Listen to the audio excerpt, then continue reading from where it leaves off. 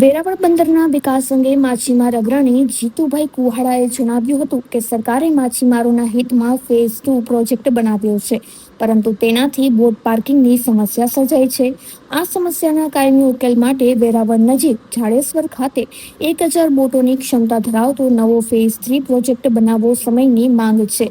સ્થાનિકો સાથે ચર્ચા કરીને આ પ્રોજેક્ટ અમલી બનાવવામાં આવે તો માછીમારોના મોટા ભાગના પ્રશ્નો હલ થઈ જશે. માછીમાર સમાજ આ માટે સરકારને સંપૂર્ણ સહકાર આપવા પણ તૈયાર છે.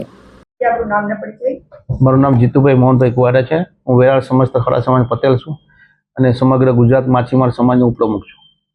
આજે તમે વેરાવળ અલગ વેરાવળની બંદરની હાલત જોશો તમે તો બંદરમાં જેટલી બોટો પાર્કિંગની ઉપર ચડી જાય છે ચોમાસે સમરકામ માટે, ત્યાર પછી એના કરતાં ડબલ બોટ પાણીમાં રહી છે.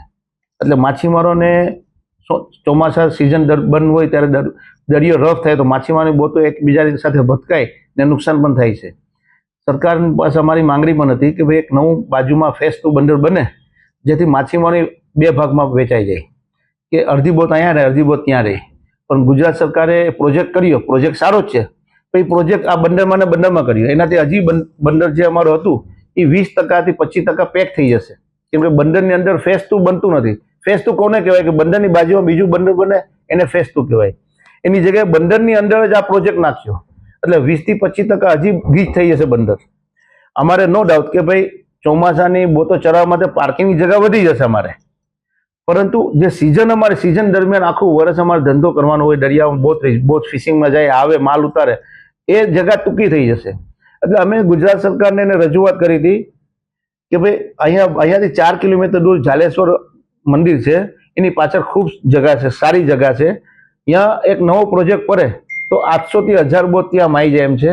એના માટે એન્જિનિયરો બધા આવી ગયા હતા, પણ એ પ્રોજેક્ટ હજી આગળ નથી વધ્યો. એટલે સરકારને અમારી વિનંતી છે કે માછીમારને તમે આખા ગુજરાતના માછીમારનો સાચવો છો, એના વિકાસના કામે કરો છો, તો આ જાલેશ્વર મંદિરની બાજુમાં જે ખૂબ સરસ જગ્યા આવેલી છે, વેરાવળને અડીને જ છે, તો ત્યાં ફેઝ 2 હવે તમે અહીંયા બનાવી દો, ફેઝ 3 નું નામ આપીને ત્યાં બનાવે તો માછીમારને 800 થી 1000 બોટનું બંદર અલગ થઈ જશે. તો આ બે ભાગમાં વેચાઈ જશે અને માછીમારોમાં જે બંદરના ગીચની પ્રોબ્લેમ છે, નુકસાનની પ્રોબ્લેમ છે, એ પ્રોબ્લેમ નીકળી જશે. તો સરકારની વિનંતી છે ગુજરાત સરકાર અને કેન્દ્ર સરકાર આમાં ધ્યાન લઈ અને આ પ્રોજેક્ટમાં વહેલામાં વહેલી તકે માછીમારો સાથે રાખીને પ્રોજેક્ટ આગળ વધારે. જય સોમનાથ.